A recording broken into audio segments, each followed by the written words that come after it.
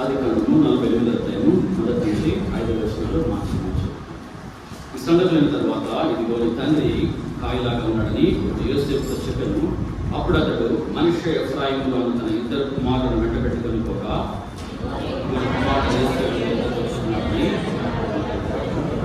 ఇశ్రాయేలు బలం తెచ్చుకొని తన మనుషులను యోసేపును చూచి కనాను దేశం అందరి లూజులో సర్వశక్తి గల దేవుడు నాకు కనబడి నన్ను ఆశీర్వదించి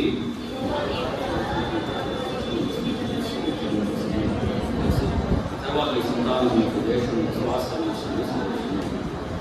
అందరం కలిసి వచ్చిన ఇదిగో నేను ఐగుప్తునకు నీ యొద్దకు రాకున్నప్పుడు ఐగుప్తు దేశంలో నీ పుట్టిన ఇద్దరు కుమారులు నా బిడ్డలే, రూబేలు షిమ్యోనుల వలె ఎఫ్రాయిము మనిషే నా బిడ్డలయ్యిందురు. తిరిగి యోహాను సువార్త 4వ అధ్యాయము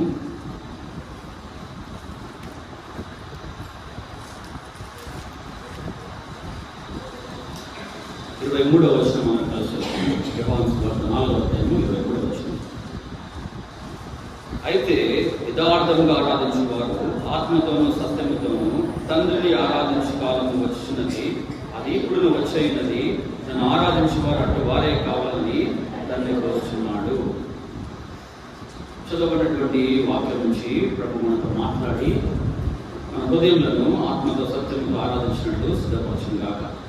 ప్రియమైన వాళ్ళరా, మనం చదివినటువంటి యొక్క భాగము ఆదికాండం 48వ అధ్యాయంలో ఇక్కడ యాకోబు తన కుమారుడైనటువంటి యోసేపును పిలిచి తన యోసేపు యొక్క ఇద్దరు కుమారులైనటువంటి మనిషి ఎఫ్రాయిములను ఆశీర్వదించేటువంటి సంఘటన ఇది. అంటే యాకోబు ఎక్కడున్నాడు? యాకోబు ఎక్కడున్నాడు? యాకోబు ఎక్కడున్నాడు? ఐగుప్తులో ఉన్నాడు. యాకోబు ఎక్కడున్నాడు? ఐగుప్తులో ఉన్నాడు. అప్పటికే మనందరూ తెలుసు, యోసేపు ఐగుప్తులోనికి అక్కడ ఒక బానిసగా వెళ్ళి యోసేపు దేవుడు అక్కడ ఒక స్థానంలో పెట్టినాడు.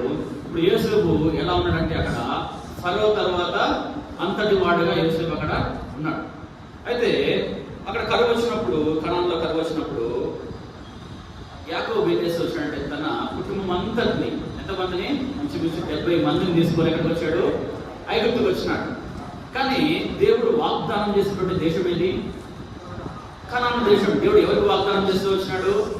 అబ్రహాముకు వాగ్దానం చేస్తూ వచ్చినాడు. ఇదిగో నేను చూపించే దేశం అంతా కూడా నీకును నీ సంతానానికి సదాకాలం ఇస్తానని వాగ్దానం చేస్తూ వచ్చినాడు. అయితే అక్కడ కరువు వచ్చింది. ఇప్పుడు యాకోబు ఎక్కడికి వచ్చాడంటే ఐగుప్తుకు వచ్చినాడు. అప్పటికి ఐగుప్తులు ఎవరున్నారంటే యోసేపు ఉన్నాడు, మంచి పొజిషన్లో ఉన్నాడు. ఇప్పుడు యోసేపు అక్కడ ఇద్దరు కుమారులు పుట్టినారు. ఎవరు ఇద్దరు కుమారులు అంటే మనిషి, ఎఫ్రాయిం. పెద్దవాడు మనిషి, చిన్నవాడు ఎఫ్రాయిం. ఇద్దరు కుమారులు అక్కడ ఉన్నారు. అయితే ఇప్పుడు యాకోబు వారిద్దరు కుమారులను, యోసేపు యొక్క ఇద్దరు కుమారులను ఏం చేస్తాడంటే ఆశీర్వదిస్తా ఉన్నాడు. ఎక్కడ ఆశీర్వదిస్తా ఉన్నాడు? ఐగుప్తులో ఆశీర్వదిస్తా ఉన్నాడు. యోసేపును పిలిపించి 5వ వచనంలో చూస్తే, ఇదిగో నేను ఐగుప్తునకు నీ యొద్దకు రాకమునుపు ఐగుప్తు దేశంలో నీకు పుట్టిన నీ ఇద్దరు కుమారులు నా బిడ్డలే. ఏంటంట? నీ కుమారులైనటువంటి మనిషి ఎఫ్రాయిములు నా బిడ్డలు అని చెప్తా ఉన్నాడు. చూడండి, ఈ లోకంలో పిల్లల్ని ఎప్పుడు పెంచుకుంటారు? పిల్లలు లేనప్పుడు కదా. పిల్లలు లేనప్పుడు పిల్లల్ని ఏం చేస్తారు? పెంచుకోవడానికి దత్తత తీసుకుంటారు. కానీ యాకోబుకి ఎంతమంది పిల్లలు ఉన్నారు? 12 మంది సంతానం ఉన్నారు. అయితే ఇప్పుడు యాకోబు ఏం చేస్తాడంటే యోసేపు యొక్క ఇద్దరు కుమారులను తన కుమారులుగా స్వీకరిస్తా ఉన్నాడు.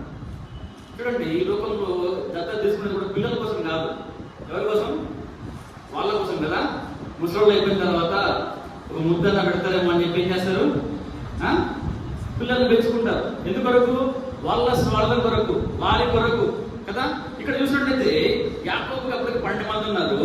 ఇంకా యాకోబు తన పరిస్థితి ఎలా ఉందంటే, ఒక పేజీ కనుక వెనక్కి తిప్పితే 47వ అధ్యాయంలో 47వ అధ్యాయము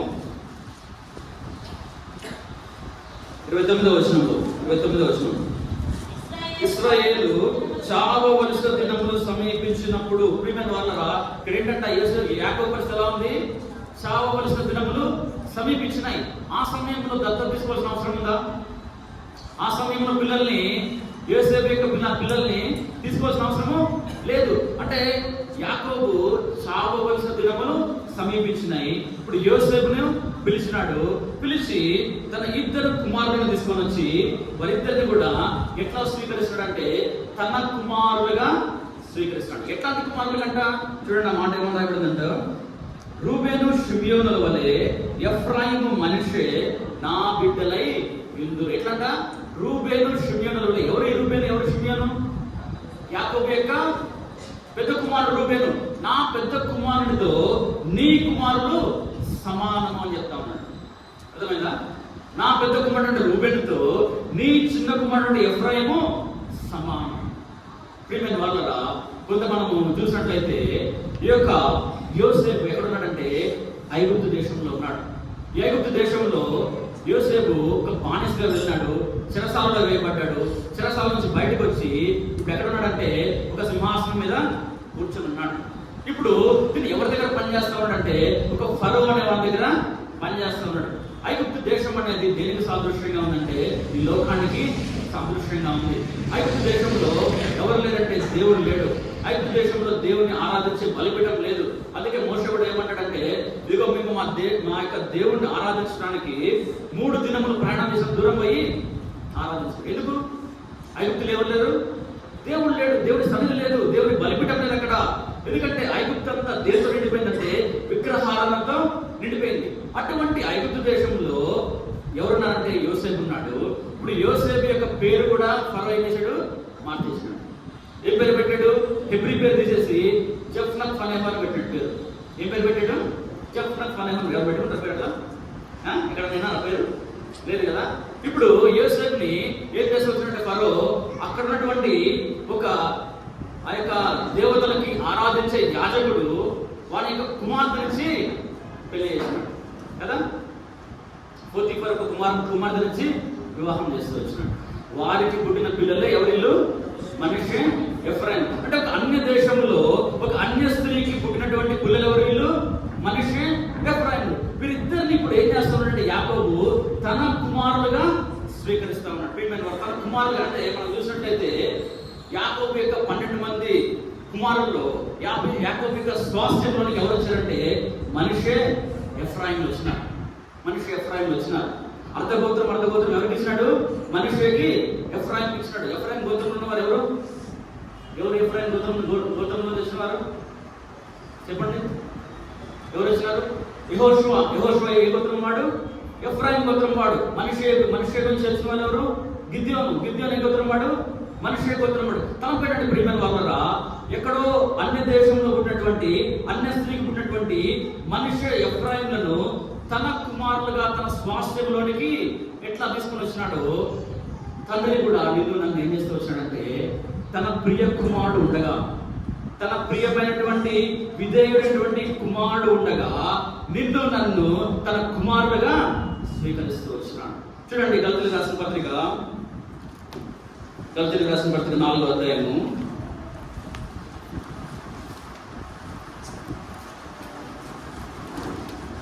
4, 5, 6, 7 వచనం. అయితే కాలము పరిపూర్ణమైనప్పుడు దేవుడు తన కుమారుని పంపెను. ఆయన స్త్రీలను పుట్టి మనము దత్తపుత్రులము కావాలని ధర్మశాస్త్రమునకు లోబడి ఉన్న వారిని విమోచించుటకై ధర్మశాస్త్రమునకు లోబడిన వాడాయను. మరియు మీరు కుమారులైనందున నాయన తండ్రి అని మొరపెట్టు తన కుమారుని ఆత్మను దేవుడు మన హృదయంలోనికి పంపెను. కాబట్టి నీకు దాసుడవు కావు, కుమారుడవే. కుమారుడు అయితే దేవుని ద్వారా వారసుడవు. కాబట్టి ప్రియమైన వాళ్ళరా, నేను కూడా ఆ యొక్క తండ్రి మనల్ని ఏం చేస్తూ వచ్చినాడంటే తన కుమారులుగా మనల్ని ఏం చేశాడు? స్వీకరించుకున్నాము. తలపెట్టంటే తన స్వాస్థ్యం మనకు అనుగ్రహిస్తూ వచ్చినాడు. నువ్వు నేను ఎటువంటి వారం అంట? దాసులం కాదు, ఎవరము? కుమారులం అయితే వారసులం. కుమారుడికి ఏముంది? వారసత్వం ఉంది. కుమారుడికి ఏముంటుందంటే వారసత్వం ఉంటుంది. ప్రియమైన వాళ్ళరా, చూసినట్టయితే మన యొక్క జీవితం మనం కూడా మునుపు ఎవరి కుమారులుగా ఉన్నామంటే యోహాను సువార్త రాయబడుతూ వచ్చింది. చూడండి, యోహాను సువార్త 8వ అధ్యాయము 44వ వచనం మొదటి భాగంలో, మీరు మీ తండ్రి యొక్క అపవాది సంబంధులు. మునుపు ఎటువంటి వారమంట నీవు నేను? మన తండ్రి ఎవడై ఉన్నాడంటే అపవాది మన తండ్రి. అపవాది సంబంధమై ఉన్నాము, అపవాది పిల్లలమై ఉన్నాము.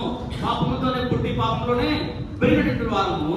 అయితే ప్రభు ఏం చేస్తూ వచ్చినాడంటే కాలం పరిపూర్ణమైనప్పుడు తన సొంత కుమారుని లోకానికి పంపి నీవు నేను కుమారులు కావాలని తన కుమారుని మనందరి పాపం నిమిత్తమైనను అప్పగిస్తూ వచ్చినాడు. ప్రియమైన వారులారా, తన కుమారుని మరణం ద్వారా నీవు నేను ఏమైతే వచ్చినామంటే తనకు కుమారులైతే వచ్చినాం.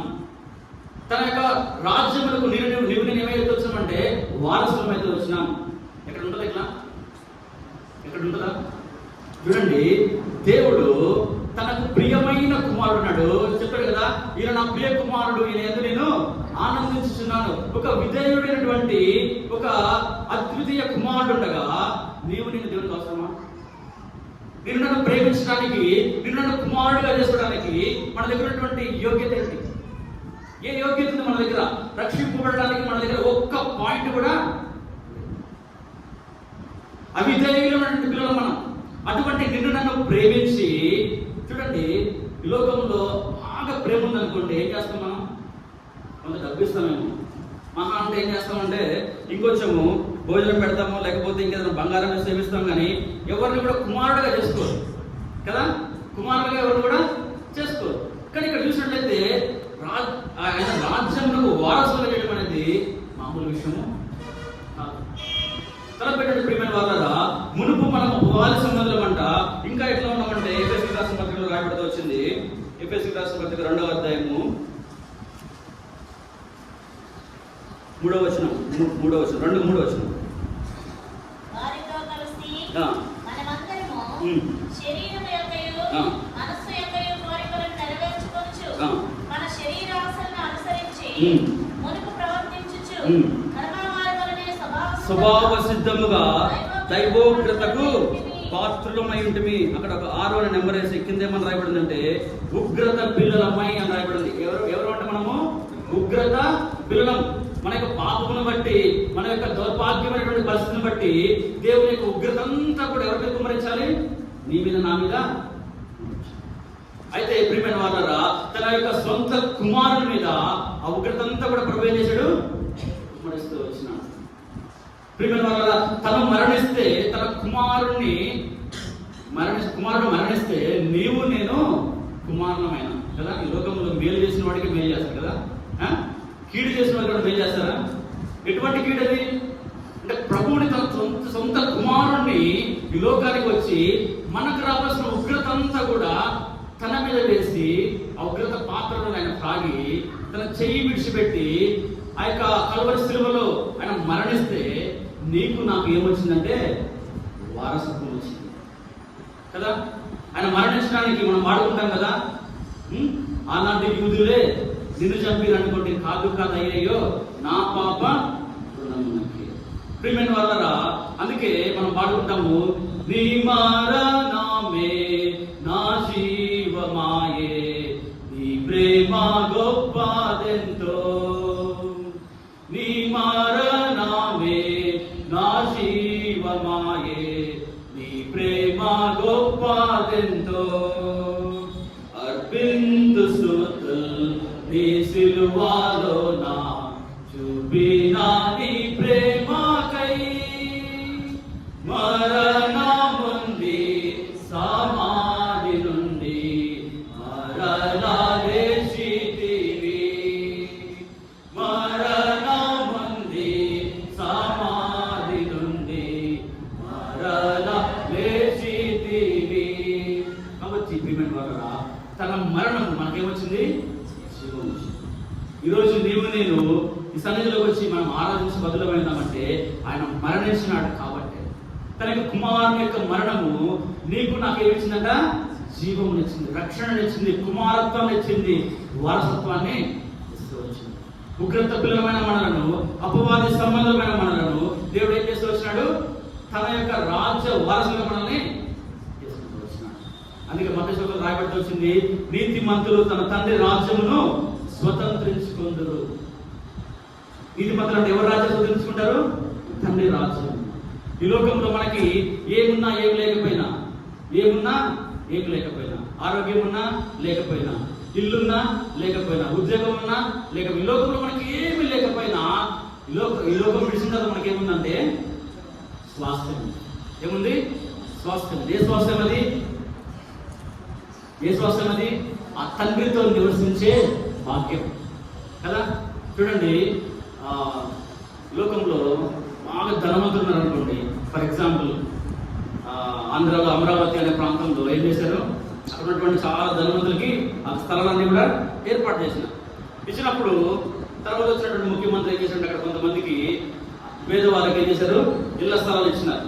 ఇళ్ల స్థలాలు ఇస్తే వాళ్ళు ఏం చేశారు, అందరూ వచ్చి ఏం చేశారు, పోటీకి పోయారు. మేముండే ప్లేస్ లో వాళ్ళు ఉండడానికి, మేమంతా అఫీషియల్స్ అయితే మా మధ్యలో ఎవరున్నారు, పేదవాళ్ళు ఉండడానికి వీళ్ళేదో చేసే పోటీకి పోయి ఏం చేశారు, స్టే ఆర్డర్ తెచ్చుకున్నారు. అంటే ఈ లోకంలో ఒక గొప్పవాడు పక్కన ఉండడానికి యోగ్యత లేదు కదా. మీరు చూడండి, అక్కడ గొప్ప ఇంటికి పోవాలనుకోండి, పోగలమా? రాణిస్తారా? రానియరు. అట్లాంటిది నీవు ఎక్కడ ఉండిపోతా ఉంటా, నేనుండు స్థలములో మీరు ఉండులాగున మీ కొరకు స్థలము సిద్ధపరచ, నేనుండే స్థలంలో మీరు ఉండులాగున. తండ్రి ఎక్కడ ఉంటా ఉన్నాడు, కుమారుడు ఎక్కడ ఉన్నాడో అక్కడ నేను ఉండబోతా ఉన్నాం. ప్రియమైన వాళ్ళరా, ఇంకా ప్రకటన రాయబడి వచ్చింది, జయించు వాడిని నా సింహాసనం మీద నేను కూర్చున్న వ్యక్తులు అంటా ఉన్నాడు. వాసు ఎక్కడ కూర్చుంటాడు? కూర్చుంటాడు. ప్రియమైన వాళ్ళరా, ఈ యొక్క ఉదయకాల సమయంలో నీవు నేను మనకున్న అర్హత రక్షణ పొందడానికి, ప్రభు యొక్క కుమారులుగా మనం స్వీకరించడానికి మన దగ్గర ఒక్క మంచి కూడా లేదు కదా. ఒక్క పాయింట్ కూడా మనలో లేదు. ఎంత బలహీనమో, ఎంత పాపాత్మలమో, ఎంత ఎంత దౌర్భాగ్యమైనటువంటి పరిస్థితుల్లో నేను ఉన్నటువంటి వారు. అటువంటి నిన్ను నన్ను తను ప్రేమించి తన కుమార్తెలుగా స్వీకరిస్తూ వచ్చినాడు. మరి కుమారుడుగా ఉన్నటువంటి ఆశీర్వాదాలు ఏంటో ఒక 4 చూసుకొని మనము ఆరాధనలోకి వెళ్తాం. రండి, మొట్టమొదటిగా కుమారత్వం ఉన్నటువంటి ఆశీర్వాదం ఏంటంటే, రండి యెషయా గ్రంథం 9వ అధ్యాయము, యెషయా గ్రంథం 9వ అధ్యాయము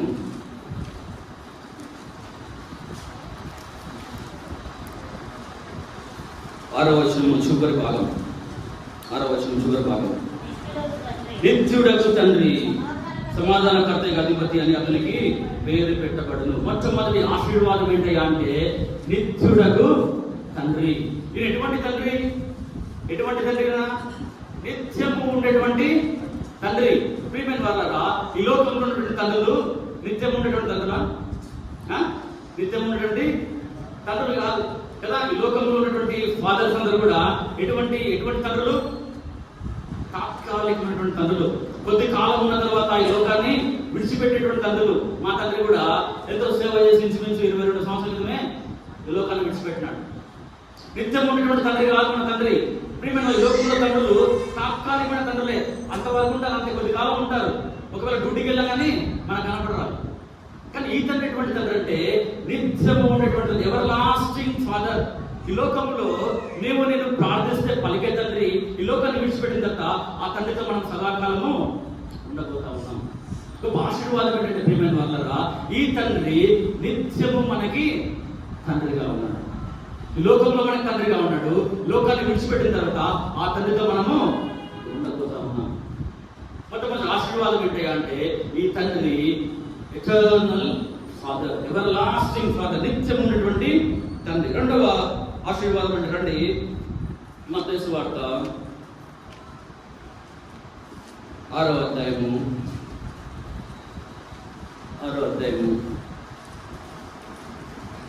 14వ వచనం. మనుషుల అపరాధములను మీరు క్షమించిన యెడల మీ పరలోకపు తండ్రి మీ అపరాధములను క్షమించును. ప్రియమైన వారరా, రెండవ ఆశీర్వాదం ఏంటయ్యా అంటే, ఈ తండ్రి ఎటువంటి తండ్రి అంటే, క్షమించేటువంటి తండ్రి. ఈ తండ్రి ఎటువంటి తండ్రి? క్షమించేటువంటి తండ్రి. ఒకవేళ కనుక ప్రియమైన వారరా మనల్ని క్షమించకపోతే మనం ఏమంటాము లోకంలో? ఇదే నీకు లాస్ట్ వార్నింగ్ అంట కదా. మన పిల్లలకు కూడా మనం ఏం చెప్తాం? ఇదే లాస్ట్ నీకు చెప్తున్నా, లేకపోతే నీకు అంటే ఈ యొక్క క్షమాపణ అనేది, ప్రియమైన వాళ్ళకి చూడండి, క్షమాపణ అనేది అది ఎటువంటి క్షమాపణ అంటే ఒకవేళ అరే నేను మొదటి 100 తప్పుల వరకే క్షమిస్తాను అని దేవుడు అన్నాడు అనుకోండి, మన 100 తప్పులు అయిపోయి కొన్ని సంవత్సరాలు అయిపోయి కదా, అంతనే కదా. ప్రతిరోజు ప్రభు మనల్ని ఏం చేస్తానంటే క్షమిస్తా ఉన్నాడు. దీర్ఘ శాంతం కలిగి నిన్ను నన్ను ఏం చేస్తాడు ఆయన? క్షమిస్తా ఉన్నాడు. ప్రతి ఒక్కరం కూడా రక్షింపబడిన వారు పక్కన పెట్టి రక్షింపబడిన వారు ప్రతిరోజు మనం ఏం చేయబడతా ఉన్నాము? ప్రభు రక్తంలో కడగబడతా ఉన్నాం. రక్తం మనకు అందుబాటులో ఉంచి ప్రతిరోజు నిన్ను నన్ను ఏం చేస్తాడు ఆయన? క్షమిస్తా ఉన్నాడు. ఎన్నిసార్లు మనం పడిపోయినాం, ఎన్నిసార్లు దేవుడికి దూరం అయిపోతూ వచ్చినాం, ఎన్నిసార్లు మన మాటల ద్వారా, మన ప్రవర్తన ద్వారా, మన ఆలోచన ద్వారా, మన తలంపుల ద్వారా పడిపోతూ వచ్చినాం.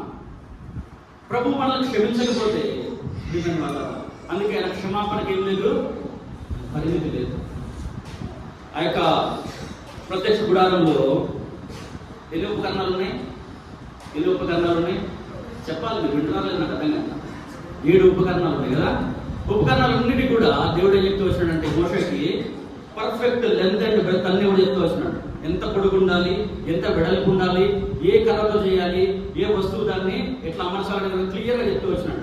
కానీ 2 ఉపకరణాలకి ఆయన కొలతలు చెప్పాల. అన్నిటికి కొలతలు ఉన్నాయి కానీ 2టికి కొలతలు లేదు. ఏంటా 2? ఒకటేమో దీపస్తంభం, రెండోదేమో గంగాలం. దీపస్తంభం అంటే సంఘము, గంగాలం అంటే ఆయన క్షమాపణ. దీపస్తంభం అంటే సంఘంలో కూడా ఇంతమంది రావాలనేది లేదు, ఎంతమంది అన్న సంఘంలోనికి రావచ్చు, ఒక లిమిట్ లేదు దానికి. తర్వాత గంగాలం అనేది ఏం చేసేవాళ్ళంటే అక్కడటువంటి ఆ ప్రధాన యాజకులు లోపలికి పోయేటప్పుడు బయటకు వచ్చినప్పుడు ఆ గంగాలం దగ్గరికి ఏం చేసేవాళ్ళు? తమ కాళ్ళు కడుక్కునేవాళ్ళు. ఎందుకు కడుక్కోవాలి? ఎందుకు కాళ్ళు కడుక్కోవాలి? పాదాలు ఎక్కడ ఉన్నాయి? భూమి మీద ఉన్నాయి కాబట్టి పాదాలకి దుమ్ము అంటుకుంటారు కాబట్టి ఏం చేయాలి? కడుక్కోవాలి.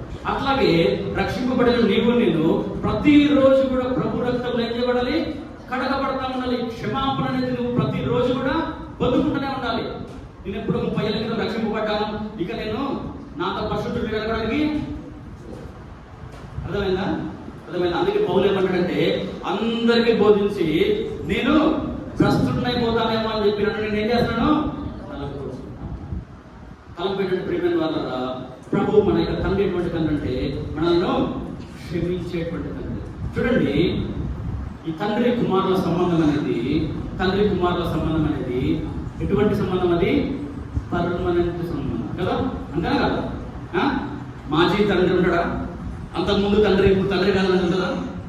తండ్రి కుమారుడు యొక్క సంబంధం ఎటువంటి సంబంధం? అది నిత్యము ఉన్నటువంటి సంబంధం కదా. ఒకసారి మనం రక్షింపబడిన తర్వాత ఆయనకు మనం కుమార్తెలు అయిన తర్వాత ఈ బంధం అనేది విడిపోయేది కాదు.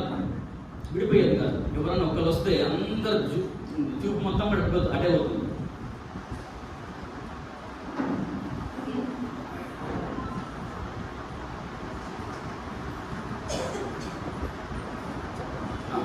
అయితే చూడండి ప్రియమైన వాళ్ళరా, ఈ యొక్క బంధము తండ్రి కుమారుల యొక్క సంబంధం అనేది ఇది విడిపోయే సంబంధం కాదు కదా. విడిపోయే సంబంధము కాదు, ఎప్పటికీ ఉండేటువంటి సంబంధం. అందుకే నిత్యుడకు తండ్రి అంటూ వచ్చినారు. ఎందుకు నిత్యుడకు తండ్రి అంటే ఒకసారి రక్షింపబడిన తర్వాత, ఒకసారి కుమారులమైన తర్వాత ఈ యొక్క బంధం అనేది ఎప్పటికీ ఉండేటువంటి బంధం. ఈ బంధం విడిపోయేది కాదు. అందుకే ఆయన యొక్క క్షమాపణ కూడా ఆయన ఎట్లా క్షమిస్తా ఉంటాడంటే ప్రతి దినము మనల్ని ఏం చేస్తున్నాడు? ఆయన క్షమిస్తాం. ప్రభు రక్తంలో నేను కడగబడతా ఉన్నాం. తలపెట్టిన ప్రియమైన వాళ్ళరా, ప్రభు మనల్ని ఏం చేస్తున్నాడు?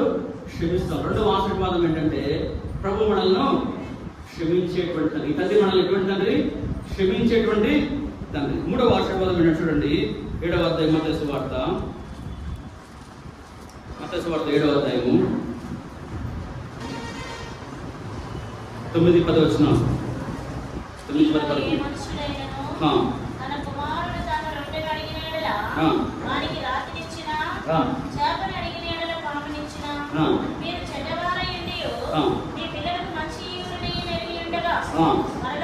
పరలోకమందున మీ తండ్రి తను అడుగు వారికి అంతకంటే ఎంతో నిశ్చయముగా మంచి ఈవులను ఇచ్చును. మూడవ ఆశీర్వాదం ఏంటంటే ఈ తండ్రి మనకు మంచి ఈవులను ఇచ్చేటువంటి తండ్రి. మూడవ ఆశీర్వాదం ఏంటంటే మంచి ఈవులను ఇచ్చేటువంటి. ఈ లోకంలో తండ్రులు వారి చెడ్డవారైండి కూడా తమ పిల్లలకి ఏం చేయాలనుకుంటారు? మంచివి ఇవ్వాలనుకుంటారు. కానీ ఈ పరలోక తండ్రి ఆయన మంచివాడు కాబట్టి మరి నిశ్చయముగా మనకి మంచి ఆయనకు తెలుసు మనకి ఎప్పుడు ఏమి ఇవ్వాలని బాగా తెలుసు. సమయోచితమైన సహాయాన్ని మనకు ఇచ్చేటువంటి తండ్రి ఆ తండ్రి. ప్రియమైన వల్ల చాలాసార్లు మనం ఏమనుకుంటామంటే ఎంత అడిగినా కానీ ఇవ్వట్లేదు అనుకుంటాం కదా. అరే తండ్రి ఇస్తాడు కదా, దేవుడు ఇస్తాడు కదా, మనకి ఎందుకు ఇవ్వట్లేదు అనుకుంటాం. మనకి ఎప్పుడు ఏమి ఇవ్వాలో ఆ తండ్రికి బాగా తెలుసు కదా. మన పిల్లలకి ఎప్పుడు ఏమి ఇవ్వాలో, మనకి ఏమి ఇష్టమో మనకి బాగా తెలుసు. అట్లాగే తండ్రికి కూడా మనకి ఏమి ఇవ్వాలో కదా. ఇప్పుడు మా పాప అక్కడ కూర్చుంది 4 సంవత్సరాలు. డాడీ నాకు ఇంత పెద్ద కత్తి కొని అని అనుకోండి, ఇస్తామా కదా. ఆమెకి ఏమి ఇవ్వాలి, ఆమెకి ఏమి ఇష్టమో అది నాకు తెలుసు. అట్లాగే ప్రియమైన వాళ్ళరా ఈ తండ్రి కూడా మనకి మంచి ఈవులను ఇచ్చేటువంటి తండ్రి. ఈ దినాన్ని ఇక్కడ ఉన్నామంటే, ఈ దినాన్ని ఇక్కడ కూర్చున్నామంటే ప్రియమైన వాళ్ళరా తలంపు ఏంటంటే ఆయన మనల్ని ఏం చేస్తున్నాడంట? మంచి ఈవులతో మనల్ని ఏం చేస్తున్నాడు? పోషిస్తా ఉన్నాడు. మనకు అనుగ్రహించేటువంటి తండ్రి. ప్రియమైన వాళ్ళరా మనం అనుకుంటాము, ఎవరెవరినో ఊహించుకుంటాం, ఎవరెవరినో చూసి మనం ఏం చేసుకుంటామో కంపేర్ చేసుకుంటాం. కానీ ఈ లోకంలో ఈరోజు ఈ స్థితిలో ఈ రకంగా ఊపిరి పీల్చుకుంటామంటే అది దేవుడి ఇచ్చింది కదా. నాసికారంధ్రంలో జీవవాయువు ఉన్నవాడిని లక్ష్య పెట్టుట ఎలా అంటాడు. చాలా గర్విస్తాం, చాలా అతిశయపడతాం. కానీ ఈ 2 ఏళ్లతో ఇట్లా ముక్కిట్లా మూస్తే ఇలా పెట్టుకొని కదా. కరోనా వచ్చినప్పుడు గాలి కూడా ఏం చేయాలి? కొనుక్కోవాల్సి వచ్చింది. పెద్ద పెద్ద డాక్టర్లకే ఆక్సిజన్ దొరక చచ్చిపోయినారు. కానీ మనకి దేవుడు అన్ని కూడా అనుగ్రహిస్తూ వచ్చినాడు. అందుకంటే ముఖ్యమైనది ఏంటి అంటే గొప్ప రక్షణ నీకు నాకు అనుగ్రహిస్తూ వచ్చినాడు. చూడండి ఇంకొకటి చూద్దాము. 4వ ఆశీర్వాదం చూద్దాం రండి. 4వ ఆశీర్వాదం ఏంటంటే రండి, యోహాను సువార్త 10వ అధ్యాయము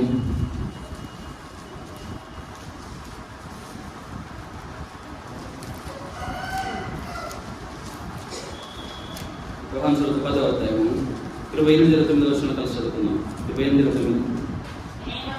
నేను వాటికి నిత్య జీవం రచిస్తున్నాను కనుక అవి ఎన్నటికీ నశింపవు. ఎవడను వాటిని నా చేతిలో అపహరింపడు. వాటిని నాకు ఇచ్చిన నా తండ్రి అందరికంటే గొప్పవాడు కనుక నా తండ్రి చేతుల నుండి ఎవడను వాటిని అపహరింపలేడు. ప్రియమైన వాళ్ళరా 4వ ఆశీర్వాదం ఏంటయ్యా అంటే ఈ తండ్రి మనల్ని కాపాడేటువంటి తండ్రి. మనల్ని ఏం చేసేవాడి తండ్రి? కాపాడే తండ్రి, భద్రపరిచే తండ్రి. తండ్రి దగ్గర ఏముంది? మనకి ప్రొటెక్షన్ ఉంది, కాపుదల ఉంది. చూడండి మన పిల్లలు భయపడితే ఏం చేస్తారు? పరిగెత్తకుండా తండ్రి దగ్గరికి వస్తారు. అట్లాగే లోకంలో ఈ యొక్క తండ్రి మనకి ఎట్లా ఉన్నాడంటే ఆయన మనల్ని కాపాడేటువంటి తండ్రి. ఎట్లా మనల్ని కాపాడుతూ ఉన్నాడంటే ఎట్లా మనల్ని కాపాడుతున్నాడు? చూడండి కీర్తనకారుడు ఎన్నో విషయాలు రాస్తూ వచ్చినాడు కదా. నీ రాకపోకలేదు యెహోవాని కాపాడు, నువ్వు కాపాడేవాడు కునుకడు నిద్రపోడు, నా అరచేతుల నుంచి చెక్కున్నాను. ఒకడు తన కనుపాపను కాపాడినట్టు నన్ను కాపాడమన్నాడు దావీదు.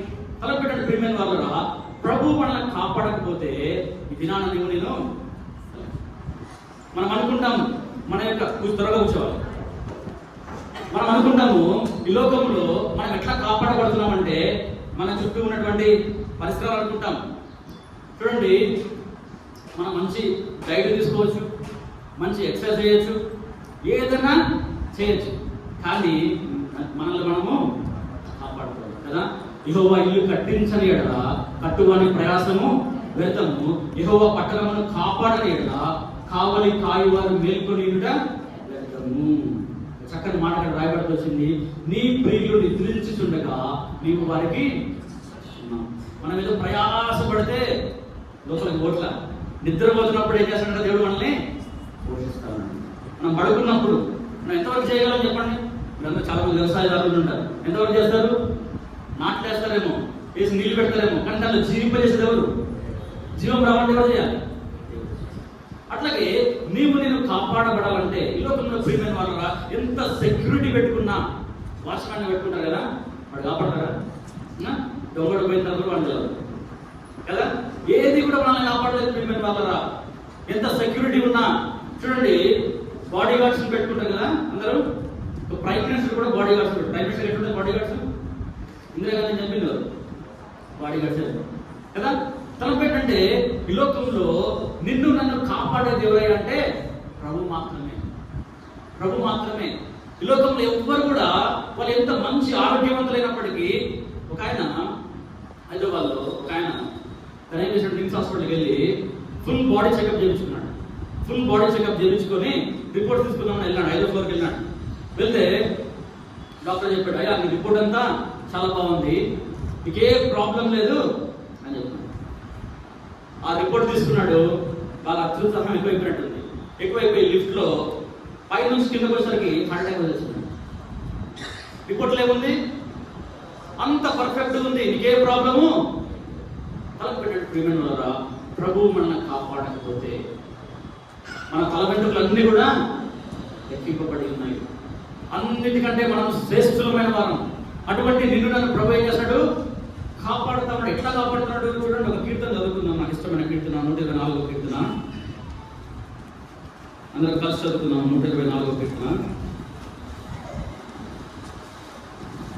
124వ కీర్తన అందరం కలిసి చదువుకుందాం. మనుషులు మన మీదకి లేచినప్పుడు యెహోవా మనకు తోడై ఉండని ఎడల, వారి ఆగ్రహము మన పైన రగులుకున్నప్పుడు యెహోవా మనకు తోడై ఉండని ఎడల, వారు మనల్ని ప్రాణముతోనే మింగివేసి ఉండురు. జలములు మనల్ని ముంచివేసి ఉండును. ప్రవాహము మన ప్రాణముల మీదుగా పొరలి పారి ఉండును. ప్రవాహములై ఘోషించు జలములు మన ప్రాణముల మీదుగా పొరలి పారి ఉండును అని ఇశ్రాయేలు అందురుగాక.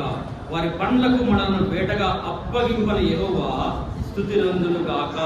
పక్షి తప్పించుకున్నట్లు మన ప్రాణము వేటగాడు ఉరి నుండి తప్పించుకుని ఉన్నది. ఉరి తెంపబడను, మనం తప్పించుకుని ఉన్నాము. భూమి ఆకాశంలో సృజించిన యెహోవా నామం వల్లనే మనకు సహాయము కలుగుతున్నది. ఎవరు మనకు సహాయం చేస్తారంట? భూమి ఆకాశంలో సృజించినటువంటి సృష్టికర్త నీకు నన్ను ఏం చేస్తున్నాడు? కాపాడుతా ఉన్నాడు. ఒకవేళ మనుషులు మన మీదకి లేచినప్పుడు యెహోవా మనకి తోడై ఉండకపోతే వారు ఏం చేస్తారంట? ప్రాణంతోనే మింగివేస్తున్నారు. ఇటువంటి పరిస్థితులన్నిటిలో కూడా ప్రభు మనల్ని ఏం చేస్తున్నాడు? కాపాడుతా ఉన్నాడు, కాపాడుతా ఉన్నాడు. మా యొక్క ఆఫీస్ దగ్గర ఇంతకుముందు గచ్చిబౌలిలో పనిచేసేటప్పుడు ఆ ఫ్లైఓవర్ కట్టేటప్పుడే ఆ ఫ్లైఓవర్ మీద కూడా స్పీడ్గా వెళ్తా కారులో, ఆ ఫ్లైఓవర్ పైన నుంచి వచ్చి కింద ఒక అమ్మాయి వెయిట్ చేస్తూ ఉంటే అమ్మాయి మీద కారులో ఉన్నాడు, బాగానే ఉన్నాడు. ఫ్లైఓవర్ పై నుంచి కింద పడితే అమ్మాయి అక్కడక్కడే చనిపోయింది. ఎవరు ఊహించగలరు అట్లా? గాలిలో నుంచి కారు వచ్చి మీద పడగలరు? ఎవరు ఊహించగలరా? మనం ఎంత జాగ్రత్త పడితే మనల్ని మనం కాపాడగలం? ఎంత జాగ్రత్తగా ఉంటే మనము తలపెట్టినట్టు ప్రేమ వల్ల ప్రభు మనల్ని కాపాడుతాం. 4వ ఆశీర్వాదం ఏంటంటే, ఈ తండ్రి చేతిలో నుంచి ఎవరు మనలను అపహరించలేరు. మనకు ప్రొడక్షన్ ఏంటయ్యా అంటే, ఈ తండ్రి మనల్ని ఏం చేస్తాడంటే నిత్యము మనల్ని కాపాడేటువంటి తండ్రి. 4వ ఆశీర్వాదం ఏంటయ్యా అంటే, ఈ తండ్రి మనల్ని ఏం చేస్తున్నాడు? అంతము వరకు మనల్ని కాపాడేవాడు. మన ప్రాణాత్మ దేహం ఏం చేస్తాడ? ప్రభు వచ్చి పర్యంతం వరకు నిన్ను నన్ను కాపాడు. ఈ శరీరం అంటే తలపెట్టంటే మరి విశ్వాసాలకు ఏం కాదా అంటే అవుతుంది, అవుతుంది. కానీ తండ్రి చిత్తము, తండ్రి సెలవు లేకుండా మనకి ఏమి కూడా అర్థమైంది. ఈ యొక్క కాపుదల అనేది మన యొక్క శరీరం మాత్రమే కాదు, మన యొక్క ఆత్మకు కూడా ఆయన ఏం చేస్తాడు? కాపాడుతాడు. రండి 5వ మాట చూసుకుందాం. రండి 5వ ఆశీర్వాదం. హెబ్రీయులకు రాసిన పత్రిక, హెబ్రీయులకు రాసిన పత్రిక 12వ అధ్యాయము 7-8 వచనాలు. శిక్షాఫలం పొందుటకై మీరు సహించుచున్నారు. దేవుడు కుమారుడుగా మిమ్మల్ని చూస్తున్నాడు. తండ్రి శిక్షింపని కుమారుడు ఎవడు? కుమారులైన వారందరూ శిక్షలో పాల్గొంటున్నారు. మీరు పొందని ఎడల దుర్బీజులే కానీ కుమారులు కారు. 5వ ఆశీర్వాదం ఏంటి అంటే, తండ్రి మనల్ని ఏం చేస్తున్నాడు? శిక్షిస్తా ఉన్నాడు. శిక్ష ప్రియమైన వాళ్ళ చాలా సార్లు మనకు నచ్చింది ఏంటి? శిక్ష కదా. ఎవరైనా శిక్షిస్తే మనం అసలు గట్టిగా మాట్లాడితే నచ్చదు. మనం కర్ర తీసుకుంటే మన పిల్లలు కూడా నచ్చదు. తలంపు ఏంటంటే 5వ ఆశీర్వాదం ఏంటంటే, ముఖ్యమైనటువంటి ఆశీర్వాదం నేటి ప్రజల్లో అందరూ విశ్వాసం అందరూ కూడా తెలుసుకోవాల్సింది ఏంటి అంటే, ప్రభు మనల్ని ఏం చేస్తున్నాడు? శిక్షిస్తా ఉన్నాడు. చూడండి, మన పిల్లల్ని మనం శిక్షిస్తాం కదా, మన పిల్లల్ని మనం శిక్షిస్తాం కదా. పక్క వాళ్ళ పిల్లల్ని శిక్షిస్తే ఊరుకుంటారా? ఊరుకుంటారా? ఊరుకోరు కదా. మన పిల్లలు కాబట్టి మనం ఏం చేస్తాము? శిక్షిస్తాం. తలంపు ఏంటంటే ప్రియమైన వాళ్ళ శిక్ష నీకు వస్తుందంటే, ప్రభు నిన్ను శిక్షిస్తున్నాడంటే నువ్వు ఎవరి కుమారుడు? దేవుని కుమారుడు. ప్రియమైన శిక్ష లేకపోతే ఎవరంట? దుర్బీజులే కానీ కుమారులు కాదు. ప్రియమైన వాళ్ళ మన పిల్లల్ని మనం శిక్షిస్తాం, కొన్నిసార్లు దండిస్తాం, కొన్నిసార్లు శిక్షిస్తాం, కొన్నిసార్లు దెబ్బ గట్టిగానే పడుతుంది, కానీ తిరిగి మనం ఏం చేస్తాం? వారిని ప్రేమిస్తాం. తండ్రి కూడా ఏం చేస్తాడంటే మనల్ని కొన్నిసార్లు కఠినంగానే ఉంటుంది, కొన్నిసార్లు సమస్యలు వస్తాయి, కొన్నిసార్లు అనారోగ్యం పాలవుతాం, కొన్నిసార్లు రకరకాల శిక్షలు మనకి వస్తూ ఉంటాయి. కానీ మనం ఏమనుకుంటామంటే అందరూ బాగానే ఉన్నారు, దేవుడు నన్ను ఏం శిక్షిస్తున్నాడు. ప్రియమైన వాళ్ళ ఉదయకాల సమయంలో చాలాసార్లు మనకి ఆరాధన ఎలా ఉంటుందంటే ఆ యొక్క వారంలో మనకి ఏదైనా మేలు జరిగితే, మన ఇంట్లో ఏదైనా మంచి జరిగితే, మన పిల్లలకి ఏమైనా మంచి ఉద్యోగం వస్తే, లేకపోతే వారికి ప్రమోషన్ వస్తే, లేకపోతే ఇంకేదైనా మంచి జరిగితే సంతోషంగా మనం ఏం చేస్తాము? ఆరాధిస్తాము. ఏదైనా కష్టం వస్తే మన నోరు పడిపోదు కదా, నోట్లో వచ్చి మాట రాదు, ఆరాధన రాదు. తలంపు ఏంటంటే ప్రియమైన వాళ్ళ శిక్షింపబడిన తర్వాత నువ్వేం చేయాలి? ప్రభువా, నువ్వు అనుమతించినటువంటి శ్రమకై వందనాలు, ప్రభువా నువ్వు అనుమతించినటువంటి శిక్షకై వందనాలు, నువ్వు అనుమతించినటువంటి అవమానంకై వందనాలు, ప్రభువా నువ్వు అనుమతించినటువంటి ఈ కష్టముకై, నష్టముకై, శ్రమకై నీకు వందనాలు. ఇప్పుడు చెప్తామా? అది ఆశీర్వాదం. ఏంటయ్యా ఆశీర్వాదం అంటే, ప్రభు యొక్క శిక్షలో నేను ఉన్నాం. ఎందుకు ఉండాలి ప్రభు యొక్క శిక్షలో? ఒకవేళ మన పిల్లలు కనుక అరే బాబు మీరు చదువుకోండి, లేదా మీ ఇష్టం అని చెప్తున్నాను అనుకోండి, ఏమైతారు? పాడైపోతారు, ఈ లోకంలో దొంగలు అయిపోతారు, క్రిమినల్స్ అయిపోతారు, వాళ్ళ ఇష్టానుసారంగా వాళ్ళు పెరుగుతాయి. ఇప్పుడు నేను దేవుని యొక్క కుమారులుగా అంటే, దేవుని యొక్క స్వరూపంలోనికి నేను రావాలంటే ఈ శిక్ష మనకు. ఎందుకంటే ప్రభు వచ్చేటప్పుడు ఆయన పోలి నేను ఉండాలంటే, మనం చూసినప్పుడు చూడండి, మా పాపను చూసారనుకోండి, వాళ్ళ డాడీలానే ఉన్నాడంట. నన్ను చూసిన వాళ్ళందరూ కూడా వాళ్ళ నాయనలానే ఉన్నాడంట. ఎందుకంటారు? నా పోలిక లేదా మా నాయన పోలిక నాకు వచ్చింది కాబట్టి. మరి తండ్రి యొక్క పోలిక నీకు నాకు రావాలంటే ప్రియమైన ప్రభు యొక్క శిక్షలో మనం ఏం చేయాలి? ప్రభు నిన్ను శిక్షించినప్పుడు, ప్రభు నిన్ను దండించినప్పుడు, ప్రభు నీకు వందనాలయ్యా ఏంటంట? శిక్షావిధి పొందుటకు, చూడండి, శిక్షాఫలం పొందుటకై మీరు సహిస్తున్నారు. దేవుడు కుమారుడుగా మిమ్మల్ని చూస్తున్నాడు. తండ్రి శిక్షింపని కుమారుడు ఎవడు? కుమారులైన వారందరూ శిక్షలో పాల్గొంటున్నారు. మీరు పొందని ఎడల దుర్బీజులే కానీ. చాలా విషయాలు చెప్పాలి కానీ సమయం ఎక్కువ లేదు. తలంపేట ప్రియమైన వాళ్ళ విశ్వాసులందరూ కూడా, లేదా బైబిల్లో ఉన్నటువంటి భక్తులందరూ కూడా శిక్ష గుండానే వెళ్తూ వచ్చినారు. ఈ లోకంలో మనం చూసినటువంటి గొప్ప గొప్ప భక్తులు, గొప్ప గొప్ప సేవకులందరూ కూడా ఎంతో శిక్ష గుండా వెళ్తూ వచ్చినారు. ప్రియమైన వాళ్ళ యేసు ప్రభు అందుకే అక్కడ రాస్తాడు, ఏమని రాస్తాడంటే, క్రీస్తు శరీరమందు శ్రమపడని కనుక, ఏంటంట? శరీరమందు శ్రమపడని కనుక అట్టి మనసును మీరు కూడా ఆయుధముగా ధరించుకోండి అంటాడు పేతురు. ప్రియమైన వాళ్ళ 5వ ఆశీర్వాదం ఏంటి అంటే, ప్రభు మనల్ని ఏం చేస్తాడు? తన శిక్షలో మనల్ని ఏం చేస్తాడు? పెంచుతాం. రండి ఈ యొక్క ఒక మాట తీసుకుందాం. రండి ఇర్మియా గ్రంథము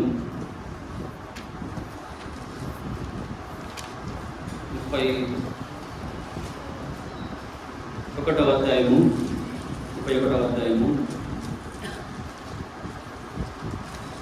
వచనంలో చివరి భాగం. ఇశ్రాయేలుకు నేను తండ్రిని కానా, ఎఫ్రాయిము నా జ్యేష్ఠ కుమారుడు కాడా.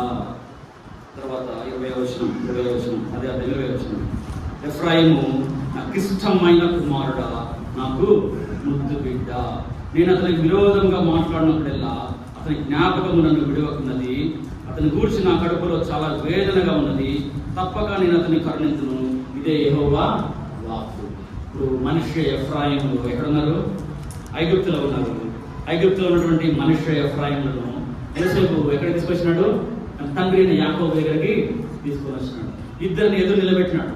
ఇద్దరిని ఎదురు నిలబెడితే పెద్దవాడైనటువంటి మనిషి ఎక్కడున్నాడు? ఇప్పుడు ఎక్కడున్నాడు? కుడి చేతి దిక్కున్నాడు. చిన్నవాడైనటువంటి ఎఫ్రాయిం ఎక్కడున్నాడు? ఎడం చేతి దిక్కున్నాడు.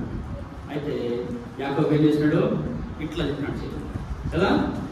కుడి చేతి దిక్కుండాల్సినటువంటి మనిషి మీద తన కుడి చేయి పెట్టకుండా ఎఫ్రాయిం ఏం చేయడు? తన కుడి చేయి పెట్టి చిన్నవాడైనటువంటి ఎఫ్రాయింని తన కుడి చేతితో ఆశీర్వదించి, ఇప్పుడు ఎఫ్రాయిం ఏమంటారంటే, ఎఫ్రాయిం నా జ్యేష్ఠ కుమారుడు కాడా అని దేవుడు అంటారు. చూడండి అక్కడ 9వ వచనంలో, ఎఫ్రాయిము నా జ్యేష్ఠ కుమారుడు కాడా. ఏంటంటే 20వ వచనంలో, ఎఫ్రాయిం నాకు ఇష్టమైన కుమారుడా, నాకు ముద్దు బిడ్డ.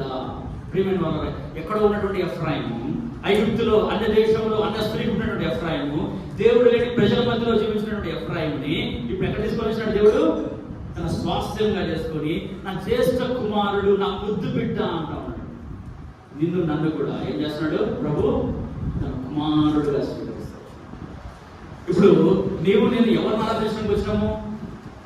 ఎవరిని ఆరాధించడానికి వచ్చినాము? నేను చదువుకున్నాం కదా, యోహాను సువార్త 4వ అధ్యాయంలో మాట చదువుతున్నాండి. యోహాను సువార్త 4వ అధ్యాయము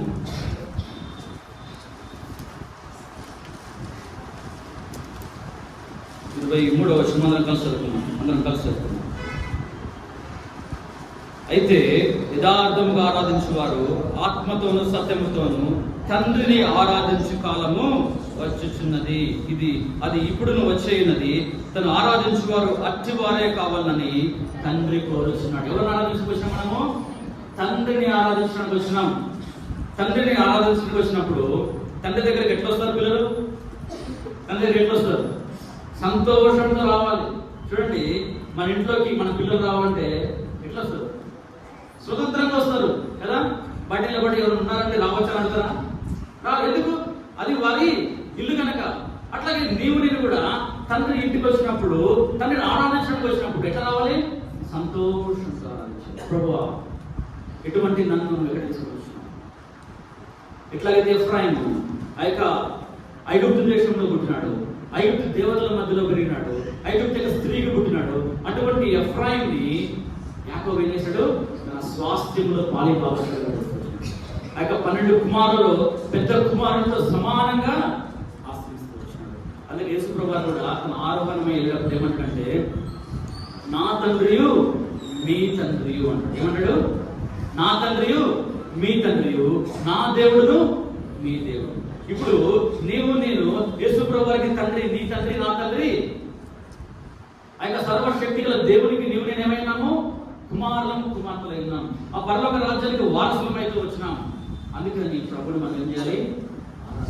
ఎంత ఆరాధించినా. చూడండి, రక్షణ గురించి మనం ఆరాధిస్తాం, లేకపోతే మనం జరిగినటువంటి మేలు బట్టి మనం ఆరాధిస్తాం. కానీ ఒక కుమారుడుగా నీవు నేను ఆరాధించడం అనేది ఎంతో గొప్ప విషయం, మామూలు విషయం కాదు. లోకంలో ఏదన్నా ఇవ్వచ్చేమో కానీ కుమారత్వాన్ని, వారసత్వాన్ని ఎవరు కూడా